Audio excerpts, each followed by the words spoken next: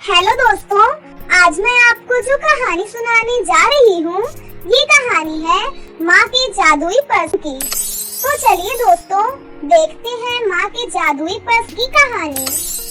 एक गांव में रानी नाम की एक लड़की रहती थी। जब रानी छोटी थी तो उसकी माँ उसे छोड़कर चली गई थी। उसके पिता मनोज अक्सर शहर में रहा करते थे, इसीलिए उन्होंने चमेली नाम की एक औरत से शादी कर ली थी। चमेली शुरू में रानी से बहुत प्यार करती थी, लेकिन जैसे जैसे दिन बीतने लगे चमेली की एक बेटी हुई जिसका नाम उसने चिंकी रखा। चिंकी के पैदा होते ही चमेली ने रानी के साथ बुरा व्यवहार करना शुरू कर दिया था। वो रानी से घर का सारा काम करवाती थी और अपनी बेटी का ध्यान रखने के लिए रानी को कहा करती थी। चमेली सारा दिन अपनी सहेलियों के साथ बाहर घूमती रहती थी और घर आकर फोन पर टाइम पास किया करती थी। इधर चिंकी का ध्यान रानी रखती थी। चिंकी रानी से और रानी चिंकी से बहुत प्यार किया करती थी। धीरे धीरे चिंकी बड़ी होने लगती है और रानी को अपनी सगी बहन की तरह मानने लगती है। अब चमेली का व्यवहार रानी के लिए और भी बुरा होता जा रहा था। चमेली रानी को ठीक से खाना भी नहीं देती थी और बहुत मारती पीटती थी। एक दिन की बात है, रानी किचन में सफाई कर रही थी, तभी उसके हाथ से एक कांच का गिलास गिरकर टूट जाता है। तभी उसकी माँ चमेली रसोई घर में आती है। गिलास टूटा देखकर उन्हें बहुत गुस्सा आता है और वो रानी को एक जोरदार थप्पड़ मारती है और बोलती है, करमजली, तूने इतना महंगा गिलास तोड़ दिया। मेरे 6 गिलास का ये सेट था, तूने पूरा सेट खराब कर दिया। ठीक से काम नहीं कर सकती क्या? खाने के लिए तो हाथ तेरे बड़ी जल्दी जल्दी चलते हैं और काम के समय तेरे हाथ ही नहीं चलते। माँ, मुझे माफ कर दीजिए, ये मैंने जानबूझकर नहीं किया। तुझे इसकी सजा जरूर मिलेगी। आज से 2 दिन तक तुझे खाना नहीं मिलेगा, समझी? इतना कहकर चमेली वहाँ से चली जाती है। ये सारी बातें चिंकी सुन रही थी। उसे अपनी माँ की इन बातों का बहुत बुरा लगता है। रात होने पर रानी खाना बनाकर अपनी माँ के लिए लाती है। तुझे पता है ना, आज तुझे खाना नहीं मिलेगा, इसीलिए हमें खाना खाते हुए घूरना नहीं। जा यहाँ से अपने कमरे में जा, थोड़ी देर में आकर बर्तन साफ कर जाना। रानी अपने कमरे में जाकर रोने लगती है। थोड़ी देर बाद चिंकी थोड़ा सा खाना लेकर उसके पास आती है और बोलती है, दीदी, आप ये खाना खा लो, आपको बहुत भूख लगी है ना? दीदी, माँ बहुत बुरी है, वो हमेशा आपके साथ बुरा व्यवहार करती है। नहीं गुड़िया, ऐसा नहीं बोलते, वो हमारी माँ है। और बेटा, मुझे भूख नहीं है, ये खाना तुम खा लो। नहीं दीदी, ऐसा नहीं बोलो, मैं ये खाना आपके लिए लेकर आई हूँ। मैं माँ से छिपा कर लेकर आई हूँ, आप इसे खा लीजिए दीदी। चिंकी रानी के सामने खाने की प्लेट रख देती है। तभी वहाँ पर चमेली आ जाती है। अच्छा, तो महारानी यहाँ बैठकर मेरी बिटिया से खाना मंगवा रही है। तुझे कहा था ना कि 2 दिन तक तुझे खाना नहीं मिलेगा, फिर तेरी हिम्मत कैसे हुई खाने को हाथ लगाने की? नहीं माँ, मैं खाना नहीं खा रही थी। मैं सब जानती हूँ। चिंकी, तू मुझसे पूछे बिना इसके लिए खाना कैसे लेकर आई? मैं तेरी सगी माँ हूँ, ये करमजली तेरी कुछ नहीं लगती, समझी? बस कीजिए माँ, चुप कर जाइए। आप माँ नहीं हो सकती, आप तो एक डायन हैं। मुझे आपसे कभी बात नहीं करनी। आप बहुत बुरी हो, माँ के नाम पर चुड़ैल हो। आप मेरी सगी माँ हो ही नहीं सकती। रानी दीदी मेरी सगी बहन है, आप दीदी को इतना परेशान करती हो, आपको शर्म आनी चाहिए माँ। चिंकी की ये बातें सुनकर चमेली को बहुत गुस्सा आता है और वो चिंकी को एक जोरदार थप्पड़ मार देती है। नहीं माँ, आप गुड़िया को मत मारिए, जो सजा देनी है आप मुझे दीजिए। ठीक है, तो तू भी ले। चिंकी रोते रोते वहाँ से चली जाती है। तुझे खुशी मिल गई ना मेरी बेटी को मुझसे अलग करके? तू मेरे पीछे से हमेशा मेरी बेटी के कान भरती रहती है। चिंकी तो अभी छोटी है, मैं उसे समझा लूंगी, पर अब मैं तुझे इस घर में बर्दाश्त नहीं कर सकती। निकल जा मेरे घर से। लेकिन माँ, मैं अकेली कहाँ जाऊँगी? मैं तो यहाँ पर किसी को जानती भी नहीं हूँ।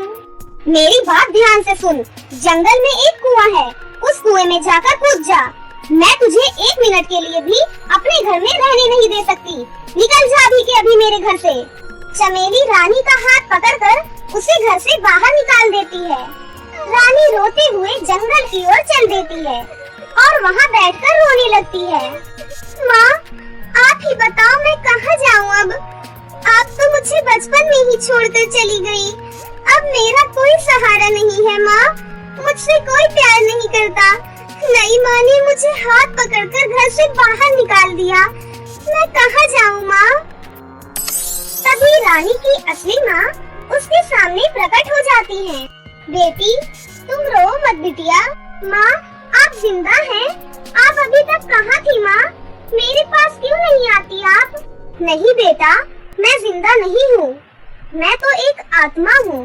मैं इस जंगल में ही रहती हूँ। जब मैंने तुम्हें परेशान देखा तो मैं तुम्हारी मदद के लिए यहाँ आई हूँ। रानी अपनी माँ को सारी बातें बताती है। बेटी, तू चिंता मत कर, मैं सब सही कर दूंगी। फिर रानी की माँ उसको एक जादुई पर्स का घर बना कर देती है। बेटी, ये एक पर्स का घर है। अंदर तुम्हें सारी सुख सुविधाएं मिलेंगी। तुम इस घर में जाओ और आराम से रहो। जब भी तुम्हें परेशानी हो तो मुझे पुकारना, मैं आ जाऊंगी। इतना कहकर उसकी माँ वहाँ से गायब हो जाती है। रानी जादुई पर्स के घर के अंदर चली जाती है और देखती है वहाँ पर सारी जरूरत की चीजें और अच्छा अच्छा खाना रखा हुआ था। कुछ दिन रानी को घर में ना देखकर चिंकी दुखी होने लगती है और अपनी माँ के पास जाकर बोलती है, माँ, दीदी कहाँ है? मुझे नहीं पता तेरी दीदी कहाँ मर गई। माँ, मुझे सब पता है। आपने मेरी दीदी को घर से बाहर निकाल दिया है। बताओ माँ, दीदी कहाँ है? मुझे मेरी दीदी के पास जाना है। चिंकी की ये बातें सुनकर चमेली फिर से गुस्सा हो जाती है और चिंकी को जोरदार थप्पड़ मारती है। मिल गई तुझे तेरी दीदी, अब जा यहाँ से, अंदर जाकर पढ़ाई कर, मेरा दिमाग मत खा।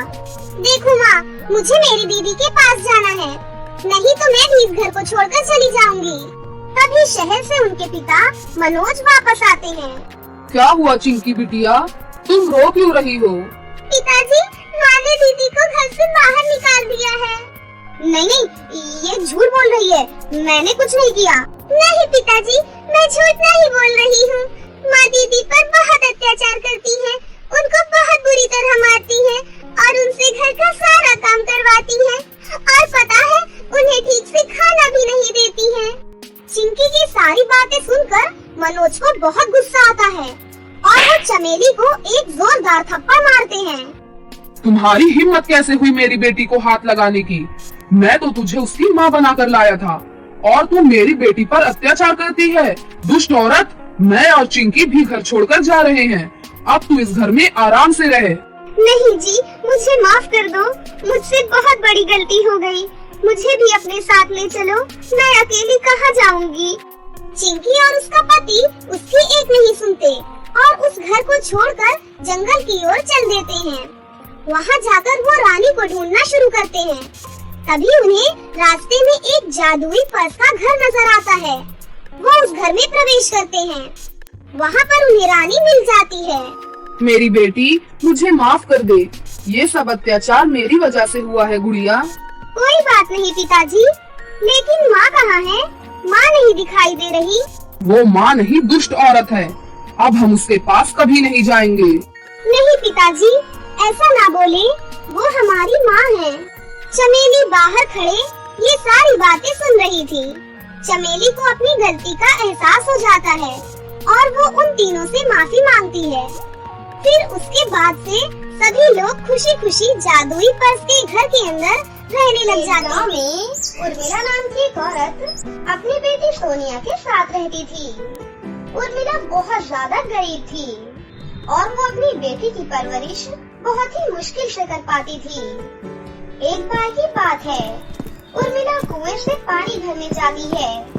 कुएं के पास दो औरतें उर्मिला को देखकर आपस में कहती हैं, अरे ये तो वही गरीब औरत है ना, जो टूटी फूटी झोपड़ी में रहती है।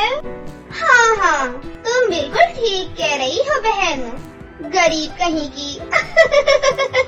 ये सब सुनकर उर्मिला को बहुत गुस्सा आता है, लेकिन वो उन दोनों से कुछ नहीं कहती और वो वहाँ से पानी लेकर अपने घर वापस आ जाती है और पानी रख देती है। तभी सोनिया अपनी माँ के पास आती है और उनसे कहती है, माँ आप पानी ले आई तो मैं खाना बना लूँ। हाँ बेटी, मैं पानी ले आई हूँ, तुम खाना बना लो।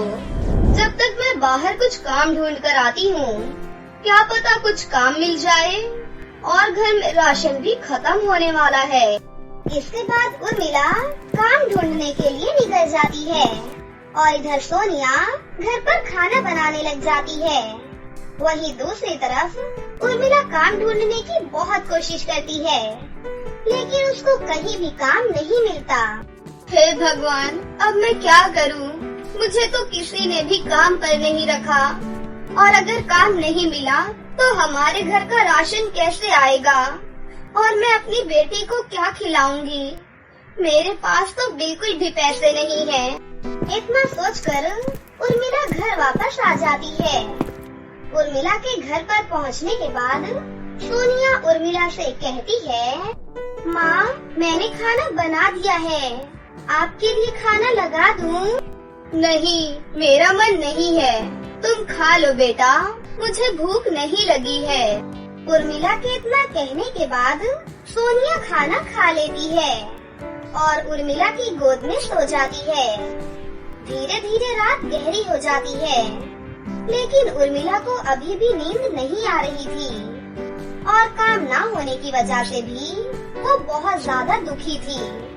उर्मिला भगवान से प्रार्थना करते हुए कहती है, हे भगवान, मुझे कोई तो काम दिलवा दो।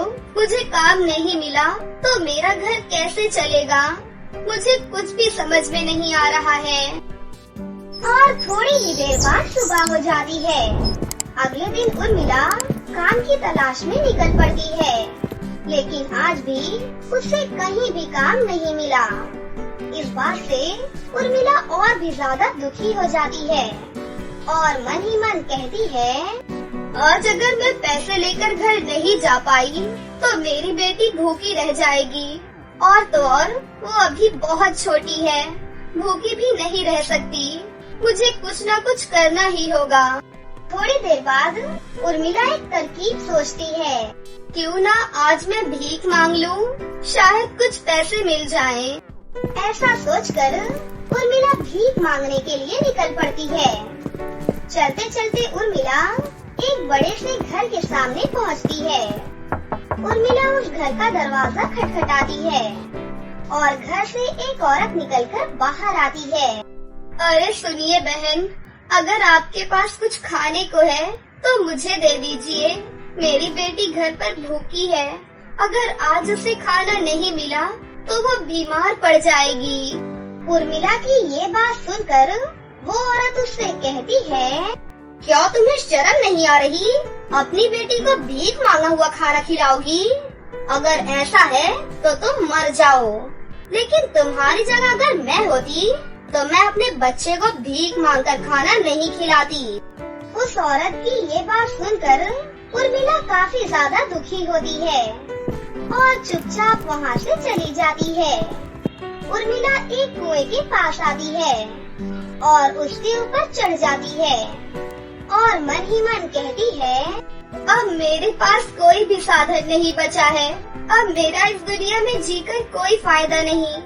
जब मैं अपनी बेटी का पेट नहीं भर सकती तो मुझे जीने का भी कोई हक नहीं। इससे अच्छा यही है कि मैं मर जाऊं। इतना सोचकर उर्मिला कुएं में कूदने ही वाली होती है कि तभी वहाँ पर सोनपरी प्रकट होती है और अपने जादू से उर्मिला को पीछे की ओर खींच लेती हैं और उससे कहती हैं, अरे ये तुम क्या कर रही थी? तुम अपनी जान क्यों ले रही थी? ये तो बहुत बड़ा पाप है। सोनपरी के इतना कहने पर उर्मिला फूट फूट कर रोने लगती है और उनसे कहती है, अब मैं करूँ भी तो क्या करूँ?